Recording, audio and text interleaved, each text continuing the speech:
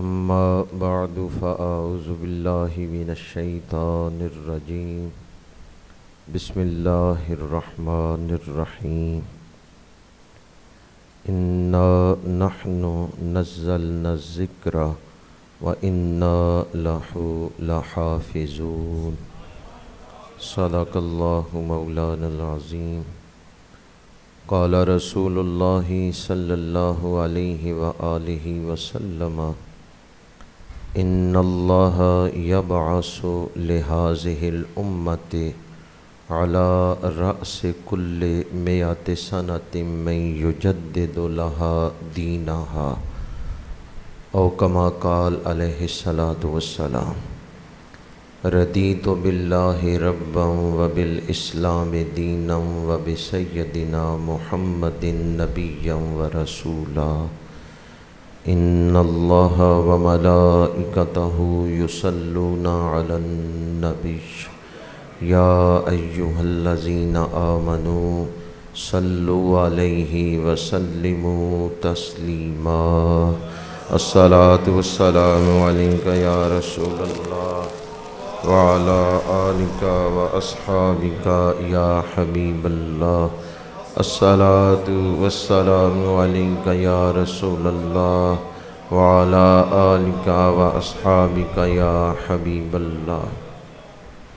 تمام تعریفیں اس ذات کے لیے جس نے ہمیں اشرف المخلوقات انسان بنایا، جس نے ہمیں احسن تقویم کا لباس پہنایا۔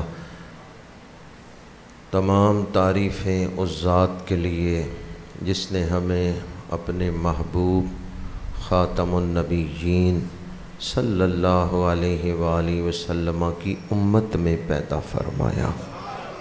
اگر ہم ساری زندگی شکرانہ کرتے رہیں تو اس نعمت کا شکرانہ نہیں ادا کر سکتے کہ اللہ نے ہمیں تاجدار ختم نبوت کا امتی پیدا فرمایا ہے۔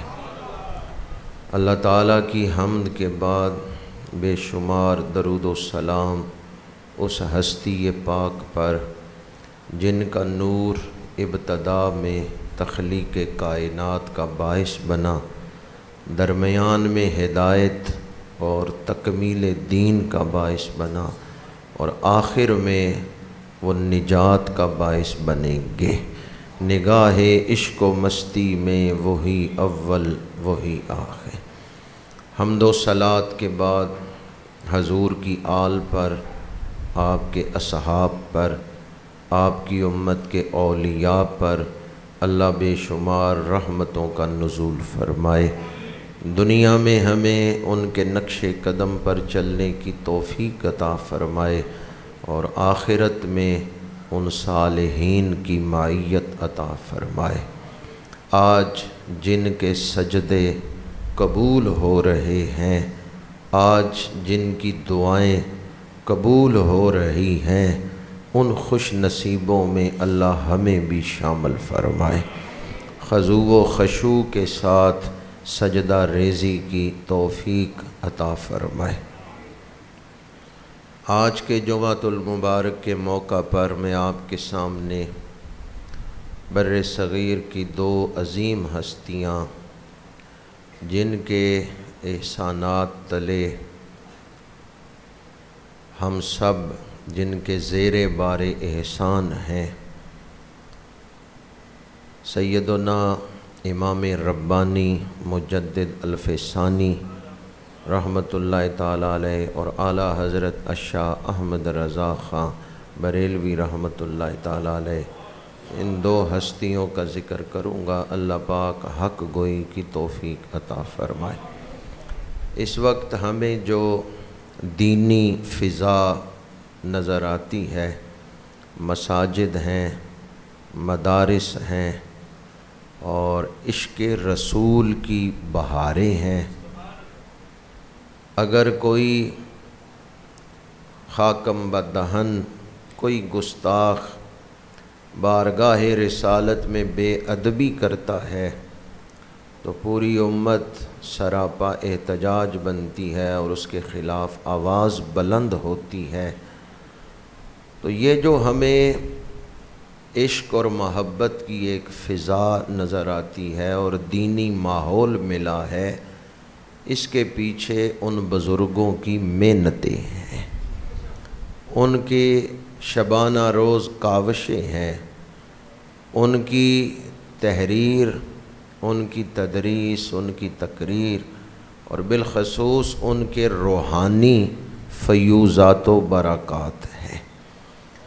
تو جن بزرگوں کے احسانات سے، جن کی محنتوں سے، جن کے فیوض و برکات سے ہمیں عشق رسول ملا اور نسبت رسول ملی، کیا ہمیں بھی انہیں یاد رکھنا چاہیے یا نہیں؟ ہم احسان فراموش نہیں کہ جو اپنے محسن کی قدر ہی نہ کریں۔ اس خطے میں دین کی بہاریں ہیں تو اولیاء کرام کے دم قدم سے ہیں۔ اللہ کے ولی اس خطے میں دین کو لے کے آئے اور انہوں نے دین پھیلایا، لوگوں کے سیاہ دلوں کو رسول اللہ کی محبت سے چمکایا۔ اللہ کریم نے انسانوں کی ہدایت کے لیے کم و بیش 1.25 لاکھ نبی بھیجے، اور سب سے آخر میں میرے آقا کریم صلی اللہ علیہ وآلہ وسلم کو ختم نبوت کا تاج پہنا کر مبعوث فرمایا۔ اب حضور کی آمد کے بعد قیامت تک کوئی نیا نبی نہیں پیدا ہوگا، دین مکمل ہو گیا۔ اللہ نے دین پہنچانے کا بھی انتظام کیا ہے اور دین بچانے کا بھی انتظام کیا ہے۔ جب بھی اس دین کے خلاف کوئی باطل طاقت اٹھے گی تو اللہ کریم نے اپنے ذمہ کرم میں لے لیا ہے کہ وہ اس دین کی تجدید کے لیے مجدد کو بھیجے گا۔ خطبہ کے دوران میں نے حدیث پاک تلاوت کی ہے، ایک آیت کے کچھ الفاظ اور ایک حدیث پاک۔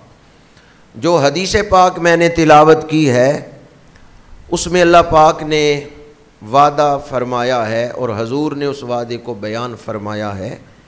یہ حدیث پاک ابو داؤد شریف میں ہے، امام طبرانی نے اسے المعجم الاوسط میں نقل کیا ہے، امام بہقی نے اسے معرفت السنن والآثار کے اندر نقل کیا ہے، اور اسی حدیث پاک کو حافظ ابو نعیم حلیۃ الاولیاء میں بیان کرتے ہیں، اور یہی حدیث پاک مسند بزار میں ہے۔ 5 کتابوں کا ذکر میں نے کیا ہے، ان کے علاوہ بھی کئی کتابوں میں یہ حدیث ہے، اور بعض بزرگوں نے، محدثین نے تو اس ایک حدیث پر پوری کتاب لکھی ہے، پوری کتاب اس ایک حدیث کی تشریح میں۔ مثلا حافظ ابن حجر مکی، انہوں نے الفوائد، یہ جو کتاب ہے آپ کی الفوائد الجمہ، یہ آپ نے اسی حدیث کی تشریح میں لکھی، اور علامہ جلال الدین سیوطی کی کتاب التنبیہ وہ آپ نے اسی حدیث کی تشریح میں لکھی ہے، اور آپ نے مرقات السعود میں فرمایا ہے اتفق الحفاظ علی تصحیحہ، کہ حفاظ حدیث، وہ جو حدیث کے حافظ ہیں، حدیث میں، علم حدیث میں رسوخ رکھتے ہیں، وہ اس بات پر متفق ہیں کہ یہ حدیث صحیح ہے۔ اتفق الحفاظ علی تصحیحہ، اس حدیث پاک کے صحیح ہونے پر اہل علم، حفاظ حدیث وہ متفق ہیں۔ اس حدیث پاک میں حضور نے پیشین گوئی فرمائی ہے، آئندہ دور کے بارے میں ذکر کیا ہے۔ جہاں یہ پیشین گوئی ہے وہاں یہ بشارت بھی ہے کہ فکر نہ کرنا کہ کوئی فتنے اٹھیں گے اور اس دین کو نقصان پہنچائیں گے، یہ دین ہمیشہ قائم رہے گا۔ جہاں اس حدیث میں حضور نے پیشین گوئی فرمائی ہے، وہیں اس میں بشارت بھی دی ہے، ان اللہ یبعث لہذہ الامت علی رأس کل مئۃ سنۃ من یجدد لہا دینہا۔ فرمایا بے شک ہر صدی کے سرے پر اللہ کریم مجدد کو بھیجے گا جو اس امت کے لیے دین کو تازہ کر دے گا، دین کی تجدید کرے گا۔ تو جہاں اس حدیث پاک میں حضور نے پیشین گوئی فرمائی، وہاں اطمینان بھی دلایا ہے کہ دین کے خلاف فتنے تو اٹھیں گے، پر تم یہ نہ سوچنا کہ اس دین کا کیا بنے گا، اس کی حفاظت اللہ نے اپنے ذمے لے لی ہے۔ ان اللہ یبعث، بے شک اللہ بھیجے گا۔ کون بھیجے گا؟ اللہ بھیجے گا۔ اب یہ جو لفظ ہے یبعث، بعث یبعث، یہ نبیوں کے لیے بھی آتا ہے کہ انہیں اللہ نے بھیجا۔ تو پھر نبیوں کے بھیجنے میں اور مجدد کے بھیجنے میں فرق کیا ہے؟ جو نبی کو نہ مانے وہ خارج از اسلام ہو جاتا ہے، وہ کافر ہو جاتا ہے، لیکن جو مجدد کو نہ مانے وہ خارج از اصلاح ہوتا ہے، وہ خارج از تقوی ہوتا ہے۔ اور دوسرا فرق یہ ہے کہ نبی کو تو پتہ ہوتا ہے میں نبی ہوں اور وہ اعلان کرتا ہے کہ میں نبی ہوں، مجدد کے لیے یہ ضروری نہیں ہے۔ ممکن ہے کہ کوئی کار تجدید سر انجام دے اور وہ مجدد ہونے کا اعلان بھی نہ کرے، یہ ممکن ہے۔ اور یہ بھی ممکن ہے کہ اس ہستی کو علم ہو کہ اللہ نے مجھے کیا رتبہ دیا اور میں مجدد ہوں، لیکن نبی کے لیے تو یہ ضروری ہے کہ نبی کو پتہ ہوتا ہے میں نبی ہوں اور وہ اعلان بھی کرتے ہیں کہ میں نبی ہوں، اس لیے لوگ انہیں نبی مانتے ہیں۔ لیکن مجدد کے لیے یہ علم ہونا ضروری نہیں، ہاں وہ کار تجدید سر انجام دیتا ہے۔ اور نبی کو جو الہام ہوتا ہے، جو وحی نازل ہوتی ہے، وہ تو قطعی ہے، اور مجدد کا جو فرمان ہے، کوئی خواب آ گیا یا ان کے دل میں کوئی الہام ہوا، یہ ظنی ہے، یہ قطعی نہیں ہوتا۔ یہ فرق ہے لفظ یبعث کی تشریح میں جو جسے یاد رکھنا چاہیے۔ مختصر یہ سمجھیں کہ مجددیت نوکرانی ہے دروازہ نبوت کی۔ یہ جو کار تجدید ہے، جو مجدد ہوتا ہے، وہ دروازہ نبوت کا خادم ہے، وہ نوکر ہے، وہ نیا دین نہیں لے کے آتا، وہ اللہ کے نبی کا جو دین ہے اسی کی خدمت کرتا ہے اور اسی کا روشن چہرہ لوگوں کو دکھاتا ہے۔ مجدد نوکر ہے دروازہ نبوت کا۔ ان اللہ یبعث، بے شک اللہ بھیجے گا۔ تو اس سے جو وہم پیدا ہوتا تھا کہ جب اللہ نے بھیجا ہے تو ان کو ماننے کی حیثیت کیا ہے، تو یاد رکھیں جو نبی کو نہ مانے وہ خارج از اسلام، اور جو مجدد کو نہ مانے وہ خارج از اصلاح ہوتا ہے۔ اس لیے یہ فرق یاد رہے۔ آگے فرمایا لہذہ الامت، اللہ نبی کو بھیجتا ہے تو پہلی امتوں میں نبی آتے رہے، لیکن جب حضور تشریف لائے اب کوئی نیا نبی پیدا، تو اس امت کی خصوصیت یہ ہے، یہ جو الفاظ ہیں لحاظ الامہ، اس سے پتہ چلتا ہے پہلے امتوں میں مجدد نہیں تھے آتے۔ یہ صرف اس امت کی خصوصی شان ہے کہ اس میں اللہ مجدد بھیجے گا، یہ اس امت کی خصوصی شان ہے۔ لحاظ الامت، اس امت میں مجدد آئیں گے۔ آگے فرمایا علی رأس کل مئۃ سنہ، ہر 100 سال کے بعد، 100 سال کے سرے پر۔ شاہ ولی اللہ محدث دہلوی فرماتے ہیں کہ اس سے مراد تخمین ہے، تعیین نہیں ہے، کہ کچھ عرصہ گزر گیا اور مرور زمانہ سے دین کے روشن چہرے پہ لوگوں نے گرد ڈال دی، فرض واجب، سنت موقدہ، نفل اور مستحب، اباحت، ان میں فرق نہ رہا۔ لوگوں نے مستحب کو فرض سمجھ لیا یا فرض کو مستحب سمجھ لیا، تو مجدد آ کر ہر چیز کو اس کے مقام پہ رکھتا ہے اور پھر اس گرد کو ہٹا کے جو غفلت لوگوں کے دلوں پہ چھا گئی تھی اسے دور کر کے دین کا روشن چہرہ لوگوں کو دکھاتا ہے۔ اس لیے یہ جو 100 سال کا لفظ ہے یہ تخمین کے لیے ہے، شاہ ولی اللہ فرماتے ہیں تعیین کے لیے نہیں۔ کبھی 90 سال بعد بھی وہ پیدا ہو سکتا ہے، کبھی 100 سال بعد، ہاں ہر صدی میں کار تجدید ہوتا رہے گا۔ اور یہ جو لفظ من ہے اس سے مراد ایک شخص بھی ہو سکتا ہے اور جماعت بھی ہو سکتی ہے۔ من کا لفظ واحد کے لیے بھی بولا جاتا ہے اور جمع کے لیے بھی۔ ممکن ہے مختلف شعبوں میں مختلف مجدد کار تجدید کو سر انجام دیں۔ اور آخر میں، اس حدیث کے آخر میں مجدد کی نشانی بتائی گئی ہے، من یجدد لہا دینہا۔ مجدد وہ ہے جو اس امت کے لیے دین کو تازہ کرے گا، دین کو زندہ کرے گا، تجدید کرے گا۔ تو اس کے لیے مجدد کا عالم ہونا ضروری ہے، کیونکہ دین کس چیز کا نام ہے؟ قرآن اور حدیث، اجماع، قیاس۔ تو مجدد کی علامت یہ ہے، پہلی علامت تو یہ ہے کہ وہ کامل عالم ہے، حتیٰ کہ بعض نے کہا اس کا علم اجتہاد کے مقام تک ہوتا ہے۔ اور دوسری نشانی یہ ہے کہ وہ حضور کی سنت کو زندہ کرتا ہے۔ دین کس چیز کا نام ہے؟ محبت رسول اور اتباع رسول۔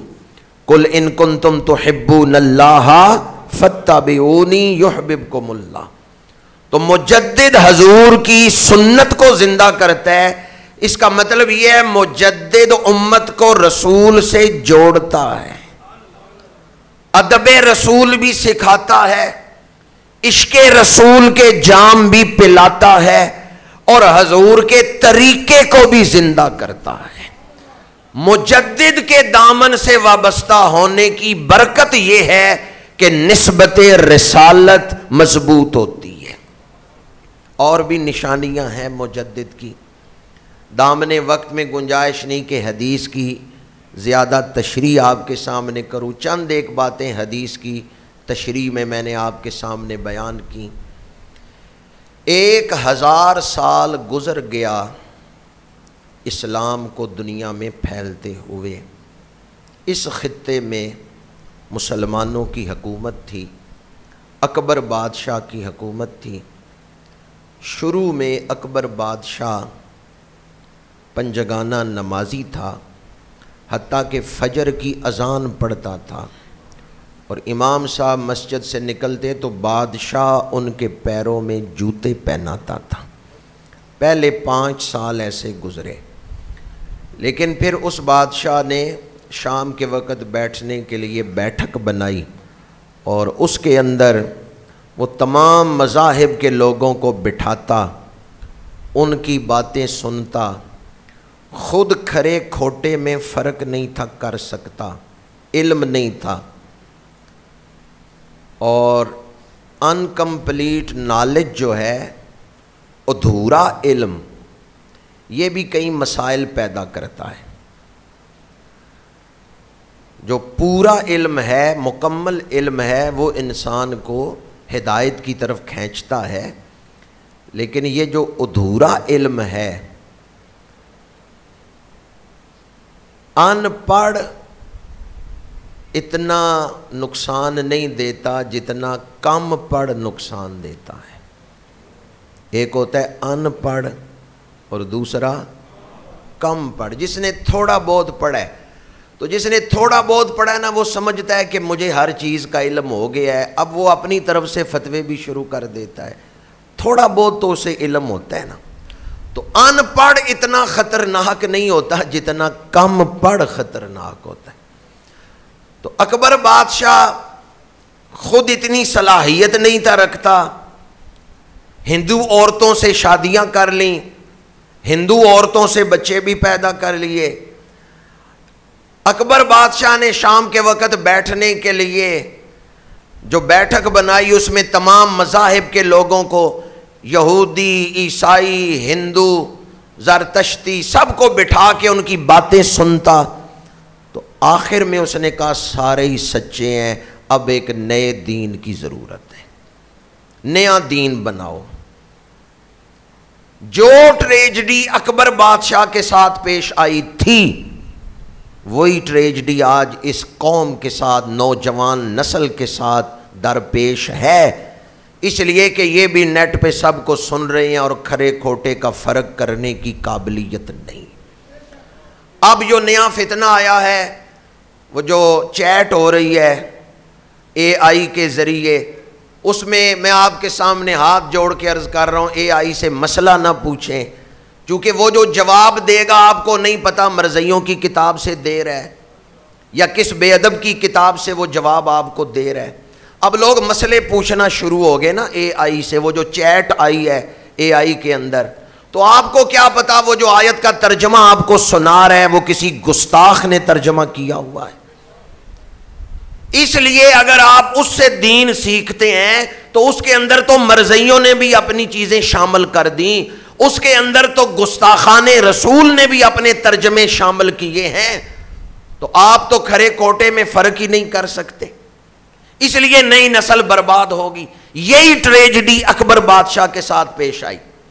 پہلے تہجد گزار تھا، بعد میں مرتد ہو گیا، اور جب مرتد ہوا تو کہنے لگا کتا پاک ہے، اور کہنے لگا میں صبح اٹھ کے پہلا کام یہ کرتا ہوں کتے کی زیارت کرتا ہوں۔ گائے ذبح کرنا جرم ہے، جو گائے ذبح کرے گا اسے قید میں ڈالا جائے گا۔ میاں بیوی کا بدن ملے غسل فرض نہیں ہوتا، غسل جنابت کو منسوخ کر دیا۔ حج فرض ہے، اس نے کہا حج منسوخ، آج کے بعد حج فرض نہیں۔ فرائض کو منسوخ کر رہے، حرام کو حلال کر رہے، حلال کو حرام کر رہے۔ غسل جنابت منسوخ کر دیا، حج منسوخ کر دیا۔ اس نے کہا یہاں ہندوستان سے کوئی حج کرنے نہیں جائے گا۔ شروع میں تو اس نے کہا کہ راستہ پرامن نہیں، لہذا حج کی اجازت نہیں، اور پھر اس نے کہا کہ اجازت ہونا ضروری ہے، میں مجتہد مطلق ہوں، میں فیصلہ کرتا ہوں، ہندوستان کے مسلمانوں پہ حج منسوخ۔ مفتی صدر الدین دربار میں بیٹھا تھا، بادشاہ نے اس کی داڑھی پہ ہاتھ رکھ کے کہا یہ کیا بال رکھے ہوئے ہیں؟ اس نے کہا رسول اللہ کی سنت ہے۔ بادشاہ نے کہا میں مجتہد مطلق ہوں، میں کہتا ہوں کٹا دے۔ حجام کو بلایا، دربار میں بیٹھے ہوئے علماء کی داڑیاں مڈا دی، سنت رسول کی توہین۔ کئی مسجدیں گرا کے مندر بنائے گئے۔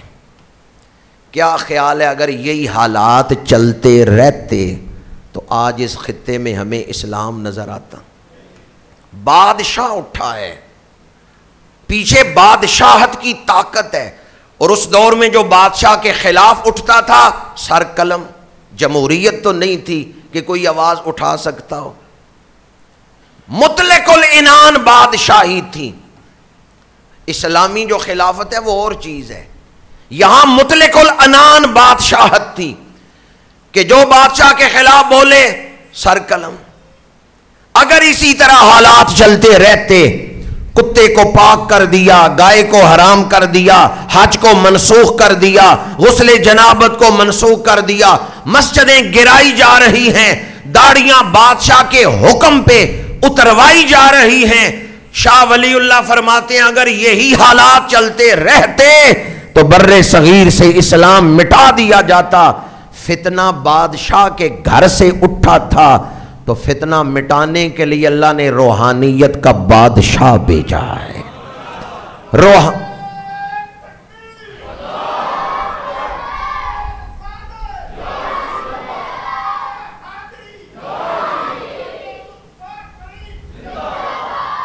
روحانیت کا بادشاہ جو مسجد میں مصلی پہ بیٹھ کے لوگوں کو ذکر کراتے تھے، فنا پھر رسول کراتے تھے، رسول اللہ کی کچہری تک پہنچاتے تھے۔ اب ان کی ڈیوٹی لگ گئی کہ بادشاہ اسلام کو مٹانا چاہتا ہے، اٹھ کے اس بادشاہ کو اس کی اصلاح کرو اور اسلام کا پرچم بلند کرو۔ فتنہ دنیا کے بادشاہ کے گھر سے اٹھا تھا، مٹانے کے لیے روحانیت کا بادشاہ بھیجا گیا۔ میں یہ بات محض جذبات سے نہیں کہہ رہا، ہم لوگ بڑی محبت کرتے ہیں حضرت مجدد الفسانی سے۔ میں دنیا کے مختلف ملکوں میں گیا ہوں، یقین جانیے ترکی میں ہم سے زیادہ عاشق ہیں مجدد الفسانی۔ میں جرمنی گیا تو جرمنی میں ترکیوں کی جو مسجد تھی انہوں نے مجھے دعوت دی، وہاں ترکی علماء نے مجھے مکتوبات شریفہ کی شرح دکھائی، ترکی علماء نے عربی میں مکتوبات کی شرح لکھی تھی۔ تو اس وقت حضرت مجدد پاک کے ماننے والے صرف یہاں پاکستان اور ہندوستان میں نہیں، ترکی میں بڑے بڑے عہدوں پر حتیٰ کہ صدر تک یہ سارے مجددی سلسلے سے تعلق رکھتے ہیں۔ ترکی میں اور اس کے علاوہ دنیا بھر میں اس وقت امریکہ کی یونیورسٹیوں میں جب مشرق کی تاریخ پڑھائی جاتی ہے تو امریکی اسکالر کہتے ہیں ہم حیران ہیں، بادشاہ کے سامنے ایک درویش اٹھا اور اس درویش نے بادشاہ کی حکومت کا تختہ الٹ دیا۔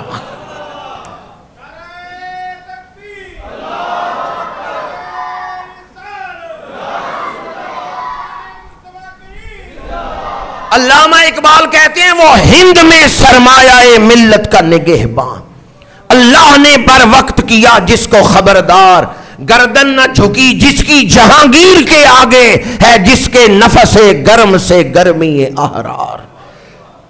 اس کا مطلب کیا ہے؟ جس کے نفس گرم سے گرمی احرار۔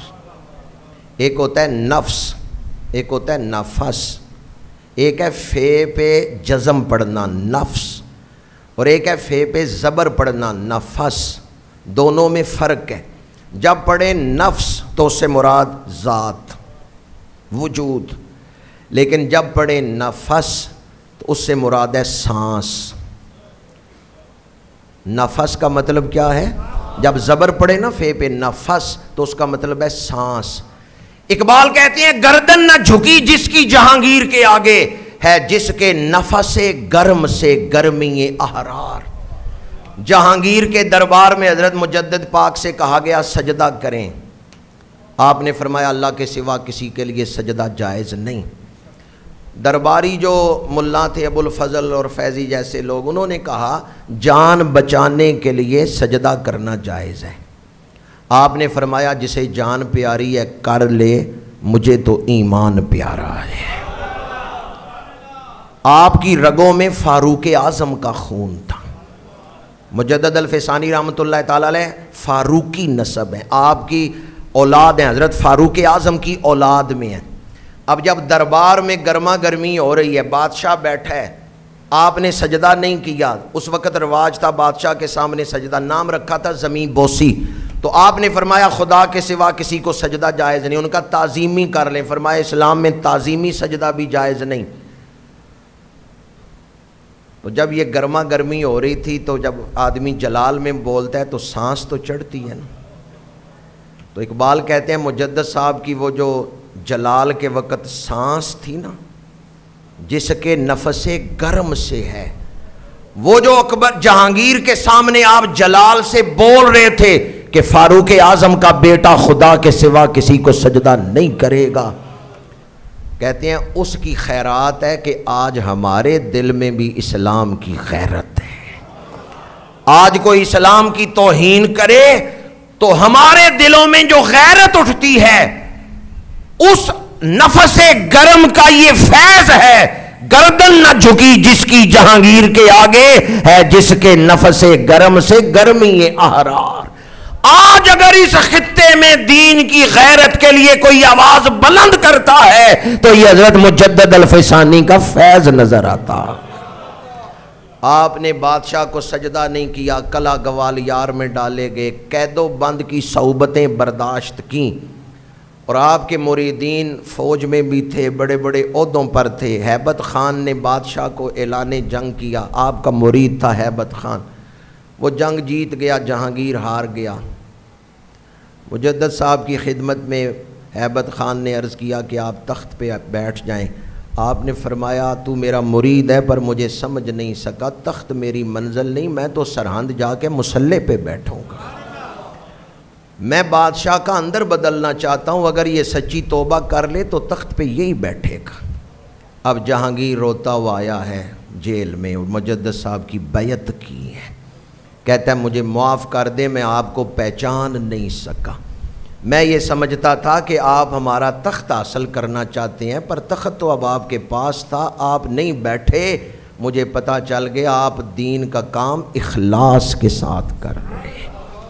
جہانگیر نے بیعت کر لی مجدد پاک کی، اور بیعت کر کے کہنے لگا اب جو تخت پہ بیٹھا ہوا ہے نا وہ اکبر کا بیٹا نہیں، وہ آپ کا مرید ہے، اب حکم دیں کیا حکم ہے؟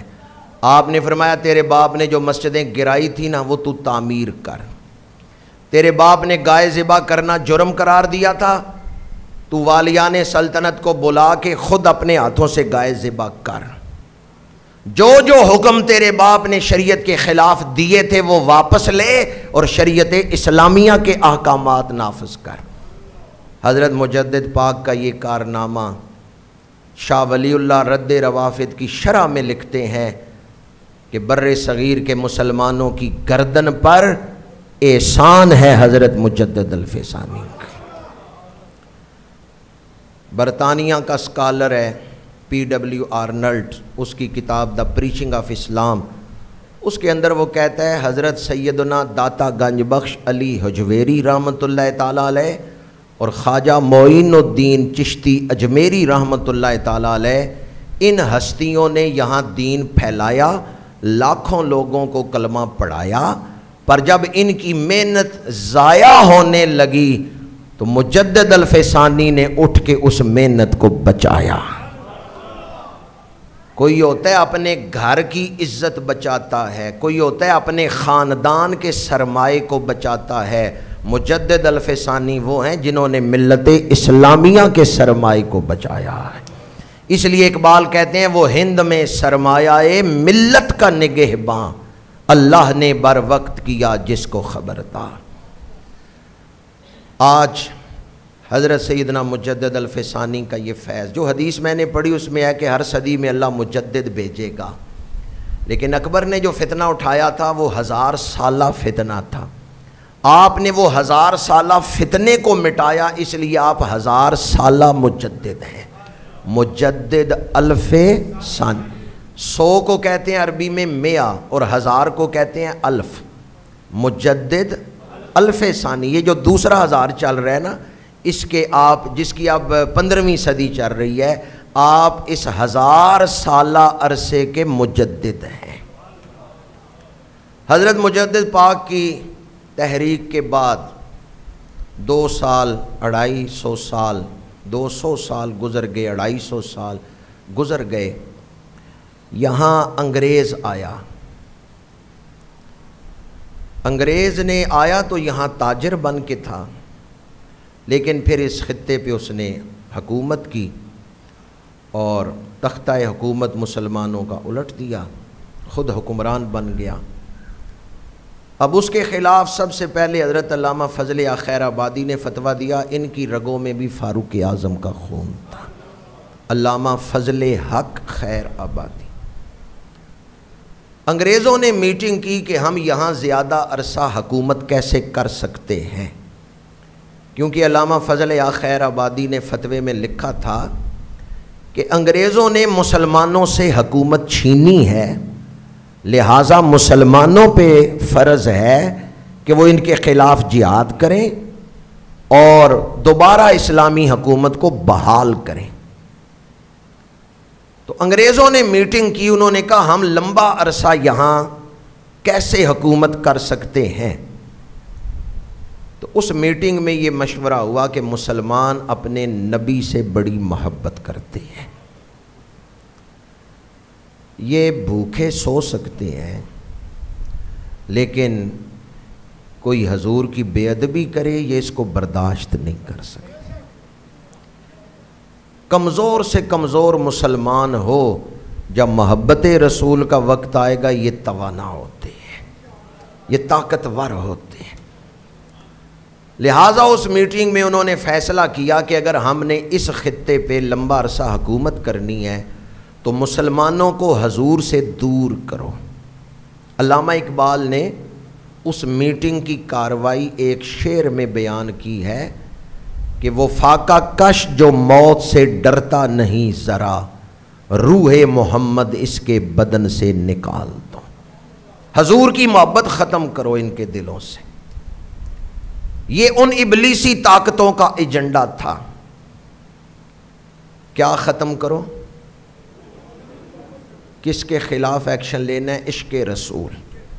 جھوٹا نبی پیدا کیا گیا، غلام احمد قادیانی، جھوٹا نبی کھڑا کیا گیا۔ یہ اس انگریز کی حکومت کے دوران واقعہ ہوا ہے، پیچھے انگریزوں کی طاقت۔ کیوں؟ یہ جھوٹا نبی مسلمانوں کو حضور سے ہٹائے گا، اور پھر ایسے عقیدے معاشرے میں عام کیے گئے کہ رسول اللہ سے لوگ ہٹ جائیں، کہ حضور کی حیثیت ایک ڈاکیے کی تھی، خط دیا چلے گئے، اب ان کا کوئی تعلق نہیں۔ جبکہ ہمارا عقیدہ کیا ہے؟ حضور آج بھی فیض عطا کر رہے ہیں، اور قیامت کے دن بھی ہم حضور کے محتاج ہیں۔ ہم حضور سے بے نیاز کہ ہمیں حضور کی ضرورت نہ ہو۔ ایک لمحے کے لیے بھی اگر دل کا رشتہ حضور سے کٹ جائے ایمان ختم۔ تو ایسے عقیدے اٹھائے گئے، حضور زندہ نہیں ہیں، حضور اختیار کوئی نہیں رکھتے، حضور نے بس پیغام دینا تھا، چلے گئے۔ بے ادبی اور گستاخی کی تحریکیں شروع ہوئیں، اور یاد رکھیں جب زوال کا دور ہوتا ہے تو قوموں کے لیے اپنے نظریے کو بچانا مشکل ہوتا ہے۔ ادھر زوال کا دور آیا، ادھر خطرہ تھا کہ مسلمانوں کے عقیدے خراب کیے جائیں گے، ادھر اللہ نے اسلام کی حفاظت کے لیے امام احمد رضا خان بریلوی کو پیدا فرما دیا ہے۔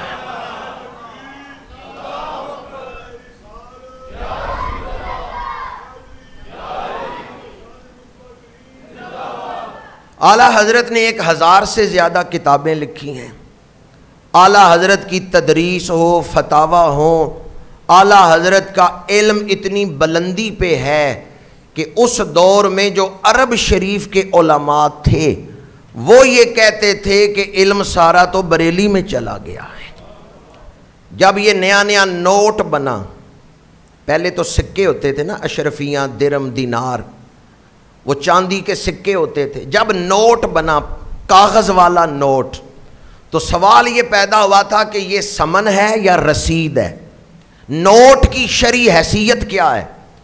تو اس پر اعلیٰ حضرت نے کتاب لکھی کفل الفقیہ الفاہم۔ جب یہ کتاب عرب میں پہنچی اور ایک عرب عالم نے کتاب کو پڑھا تو وہ اپنے زانوں پہ ہاتھ مارتے ہوئے کہتے ہیں کہ جو باتیں بریلی کے عالم نے بیان کی ہیں وہ میرے ذہن میں کیوں نہیں آئیں؟ لگتا ہے سارا علم بریلی میں شفٹ ہو گیا۔ اعلیٰ حضرت کی کتابیں اتنی بلند ہیں، اور میں یہ بات جذبات میں نہیں کہہ رہا، ہوش و حواس سے کہہ رہا ہوں، اعلیٰ حضرت کی کتابیں پڑھنے والے لوگ اس وقت موجود نہیں۔ 100 عالم کو بٹھائیں نا تو ان میں سے کوئی 10 عالم ہوں گے جو اعلیٰ حضرت کی کتابیں پڑھ سکتے ہیں، اور 90 عالم تو کتابیں ہی نہیں پڑھ سکتے۔ علم لوگارسم، علم زیجات، علم تکسیر، آپ نے تو نام بھی پہلی دفعہ سنے ہوں گے۔ بریلی کے تاجدار ان علوم پہ مہارت رکھتے تھے، نہ کسی کو لوگارسم کا پتہ، نہ زیجات کا پتہ، نہ تکسیر کا پتہ، نہ توقیت کا پتہ۔ جن علموں کے آپ نے نام نہیں سنے اعلیٰ حضرت ان پہ عبور رکھتے تھے۔ اور مختصر کہہ رہا ہوں، اعلیٰ حضرت کا جو علم ہے یہ کسی کی محنت پڑھنے پڑھانے کا نتیجہ نہیں ہے کہ استاد بڑے کامل تھے یا شاگرد بڑا کامل تھا، یہ پڑھنے پڑھانے کا کام ہی نہیں، یہ نگاہ مصطفیٰ کا کام ہے۔ اعلیٰ حضرت بولتے ہیں تو رسول اللہ کا فیض بول رہا ہے، نگاہ مصطفیٰ کا فیض بول رہا ہے۔ आला हजरत का वजूद मजहर है फैजान मुस्तफ़ा का।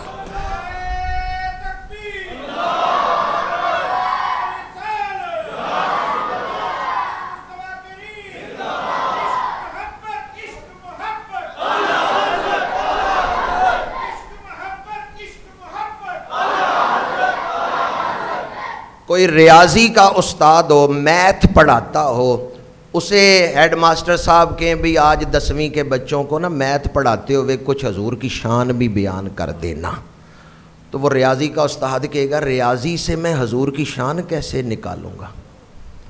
कोई फल्कियात का उस्ताद हो, आप उसे कहें कि आज जब बच्चों को पढ़ाओगे ना चांद सूरज के बारे में तो हजूर की शान भी पढ़ाना, तो वो कहेगा मैं ये ताकत नहीं रखता। पर बरेली के ताजदार को पढ़ें, मसले रियाजी के बयान कर रहे हैं, शान हजूर की सुना रहे हैं। इल्मे फल्कियात को बयान कर रहे हैं, शान हजूर की सुना रहे हैं।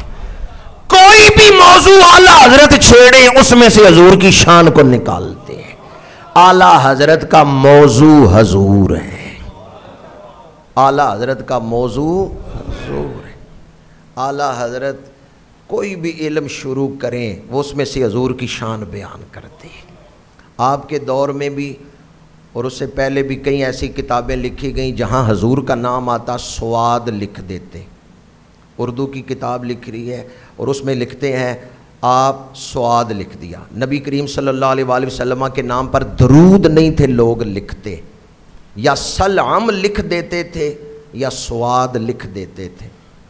आला हजरत ने फरमाया 200 सफ़े की किताब लिखते हुए तुम्हारे पास वक़्त थोड़ा नहीं होता, दरूद लिखते हुए वक़्त क्यों घट जाता है कि स्वाद लिख देते हो।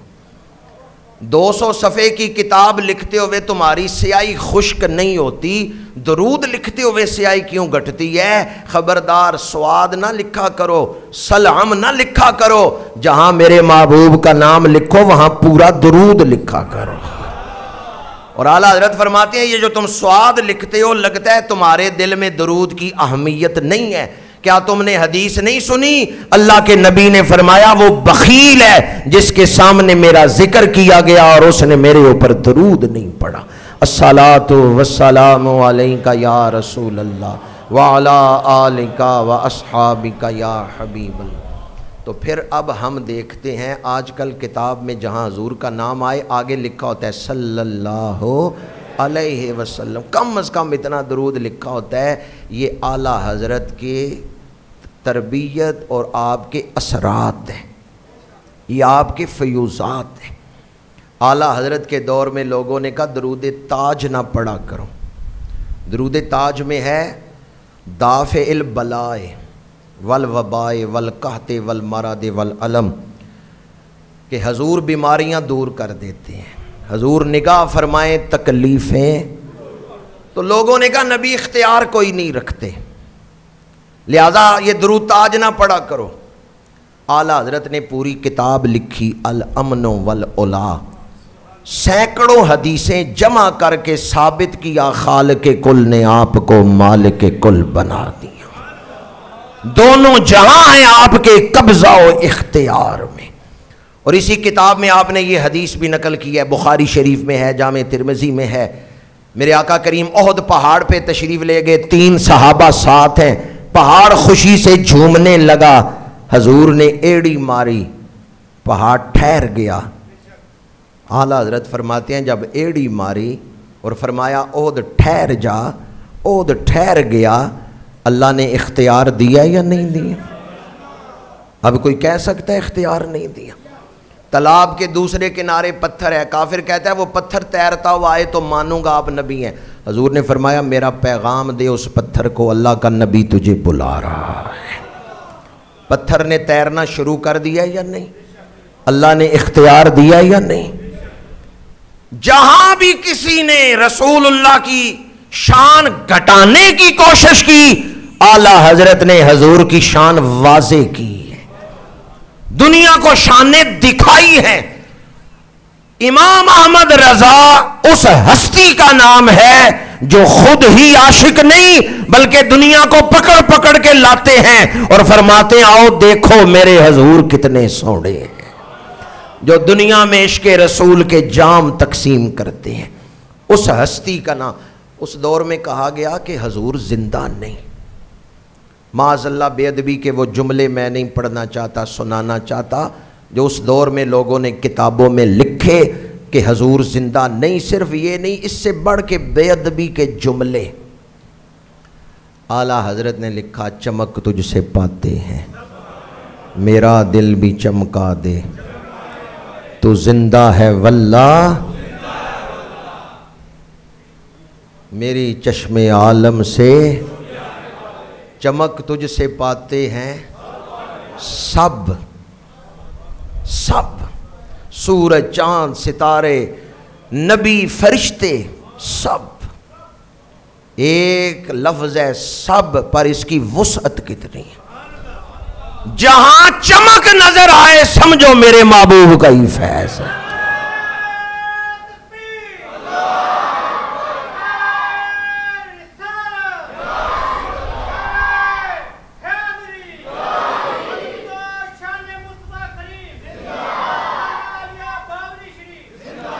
چمک تجھ سے پاتے ہیں سب سب پانے والے، اور آگے کیا لکھے؟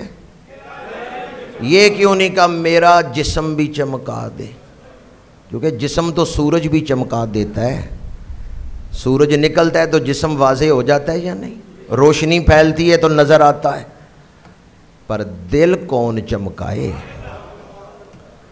لائٹ جل رہی ہے جسم نظر آ رہا ہے یا نہیں نظر آ رہا؟ جسم کو تو اس لائٹ نے بھی روشن کر دیا ہے، پر اس کی روشنی دل تک بھی پہنچ رہی ہے، دل تک پہنچتی ہے تو مدینے والے کی روشنی پہنچتی ہے۔ واہ بریلی کے تاجدار، دوسرے مصرے میں حضور کی خاص شان بیان کر دی کہ حضور ہی دلوں کو چمکاتے ہیں، وہ نہ نگاہ فرمائے تو کسی کا دل چمک سکتا۔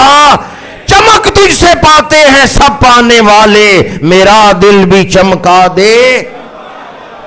اور یہ نعت لکھ کے تو اعلیٰ حضرت نے عاشقوں پہ بڑا احسان کیا ہے، حضور کے غلاموں پہ بڑا احسان کیا ہے۔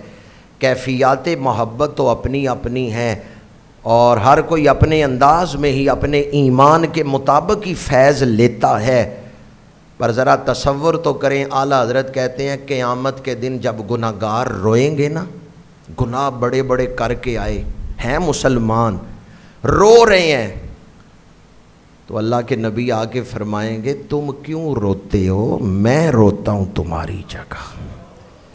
اللہ اکبر۔ ماں بیٹے سے کہ تو نہ رو، میں روتی ہوں، تو کس قدر شفقت ہے۔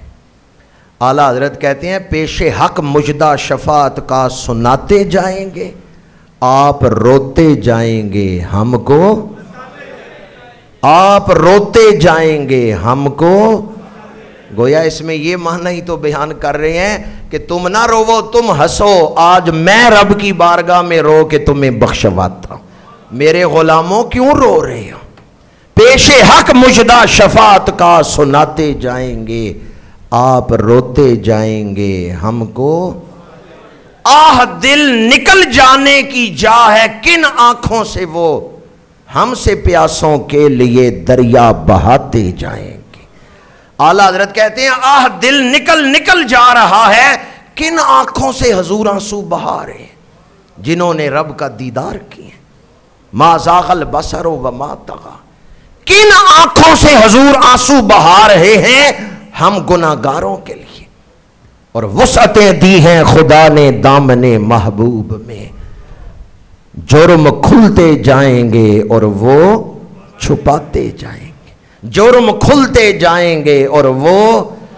کبھی ایسا ہوتا ہے، مثال بہت نچلے درجے کی ہے پر محبت میں دے رہا ہوں، جب بیٹے کے جرم کھلتے ہیں نا تو ماں پردے ڈالتی ہے، نہیں یہ بھی ایسا ہے، یہ بھی ایسا ہے۔ اعلیٰ حضرت کہتے ہیں وسعتیں دی ہیں خدا نے دامن محبوب میں، جرم کھلتے جائیں گے اور وہ لو وہ آئے مسکراتے ہم اسیروں کی طرف۔ خرمن عیسیاں پہ اب بجلی گراتے جائیں گے۔ بریلی کے تاجدار اللہ آپ کی قبر پہ کروڑوں رحمتیں نازل کرے، یہ تصور باندھ کے آپ نے ہم گناہگاروں کی عید کروا دی ہے۔ ذرا گھر تنہائی میں بیٹھ کے یہ مصرع پڑھیے گا، پھر پتہ چلے گا اعلیٰ حضرت نے تصور کیا باندھا ہے۔ لو وہ آئے مسکراتے ہم اسیروں کی طرف، اسیر کہتے ہیں قیدی کو، ہم جہنم کی زنجیروں میں بندھے ہوئے ہیں، بس پھینکنے لگے ہیں، لو وہ آئے مسکراتے۔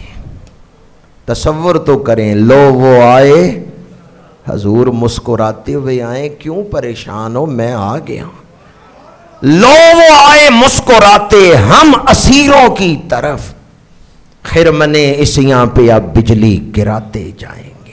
خرمن عیسیاں پہ اب حضور مسکراتے آئیں گے، دیکھیں گے تو زنجیریں ٹوٹنا شروع ہو جائیں گی، زنجیریں ٹوٹ جائیں گی۔ زنجیریں تو اس وقت بھی ہیں ہماری روحوں کے گرد گناہوں کی۔ تصور تو کریں، لو وہ آئے مسکراتے ہم اسیروں کی طرف۔ اعلیٰ حضرت نے یہ مصرع لکھ کے تصور کی بھی عید نہیں کرا دی، عید کرا دی کہ حضور مسکراتے ہوئے آ رہے ہیں، اور کن کی طرف؟ گناہگاروں کی طرف۔ لو وہ آئے مسکراتے ہم اسیروں کی طرف، خرمن عیسیاں پہ اب بجلی گراتے جائیں گے۔ پائے کوباں پل سے گزریں گے تیری آواز پر، رب سلم کی صدا پہ وجد لاتے جائیں گے۔ اور اسی نعت کے آخر میں اعلیٰ حضرت نے جو مضمون بیان کیا ہے، پہلے تو شفاعت کا ذکر، گناہگاروں کو چھپانے کا ذکر، گناہ میں کروں آنسو حضور بہائیں، گناہ میں کروں دامن حضور پھیلائیں رب کی بارگاہ میں۔ پہلے تو شفاعت کا مضمون، اور نعت کے آخر میں ایک وظیفہ بیان کیا ہے کہ یہ عمل کرو شفاعت ملے گی۔ اعلیٰ حضرت فرماتے ہیں، حشر تک ڈالیں گے ہم پیدائش مولا کی دھوم، مثل فارس نجد کے قلعے، حشر تک ڈالیں گے ہم پیدائش مولا کی دھوم، میلاد منائیں گے۔